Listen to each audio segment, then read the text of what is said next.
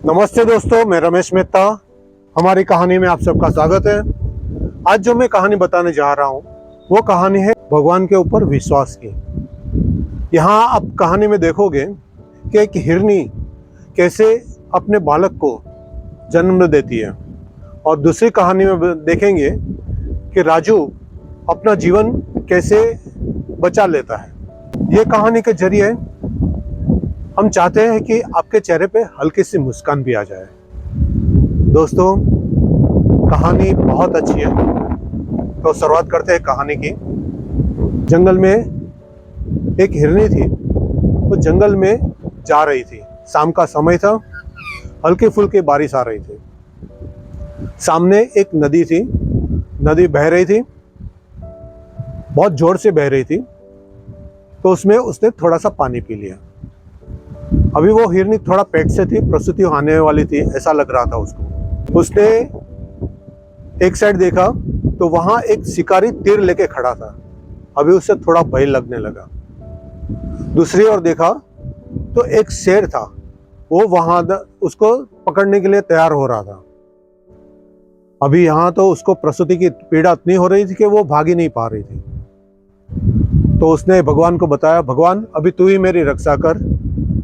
और उसके बाद वो झाड़ी के अंदर जाके बैठ गई। यहां शिकारी ने तीर छोड़ा।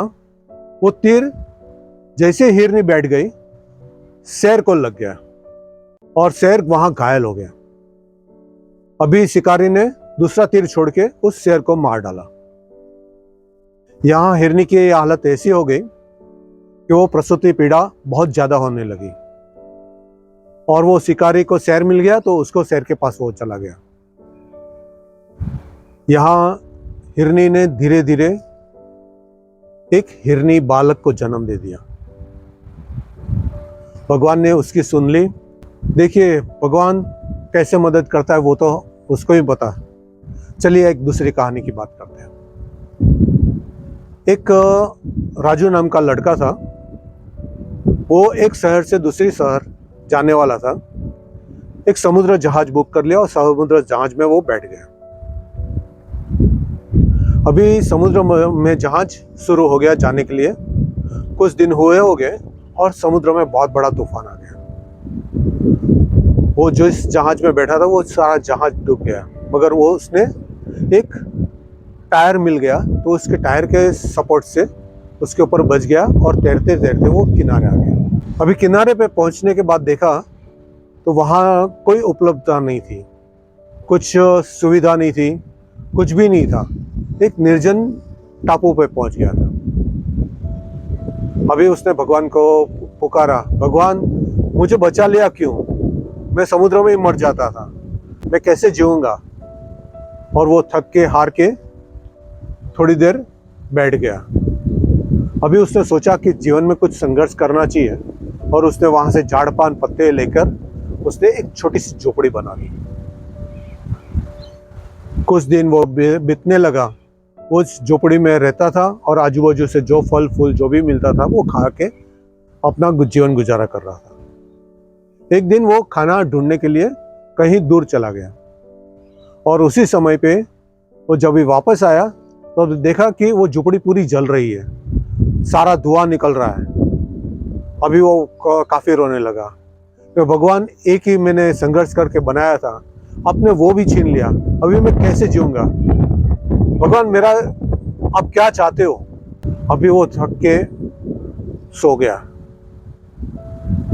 थोड़ी देर के बाद उसके कंधे पर किसी ने हाथ रखा। ए भाई उठो, तुम यहाँ कैसे? अभी उसके जान में जान आ गई। उसने उसको बताया कि आप लोग को कैसे पता चला कि मैं यहाँ हूँ? उस जो आदमी था उसने बताया कि हमने यहाँ एक आग और धुआं जैसा देखा, तो हमने अपना जहाज यहाँ ले लिया और यहाँ आके देखा तो आप यहाँ सोए पड़े थे। अभी वो लोग सब राजू को लेके जहाज में लेके गए और राजू को उसकी जगह पे पहुंचा दिया। राजू ने भगवान को प्रणाम किया कि आपने मेरी जान बचा दी, और किसी को भेज भी दिया।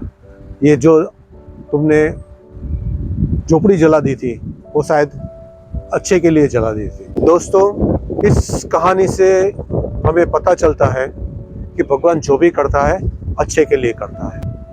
हमारे जीवन में कुछ गलत होता है तो हम भगवान के ऊपर नाराज हो जाते हैं, मगर हमें याद रहना चाहिए कि कठिन समय आता है तो भगवान हमें कुछ प्रेरणा देता है। हमारे लिए क्या अच्छा है वो जानता है। ईश्वर पर श्रद्धा रखकर अपना कर्म करते रहिए।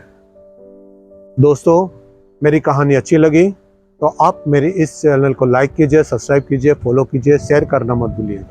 सब्सक्राइब जरूर कीजिए। आज मेरी ये 34वीं कहानी है। धन्यवाद। जय श्री राम, जय हनुमान, जय श्री कृष्ण। भारत माता की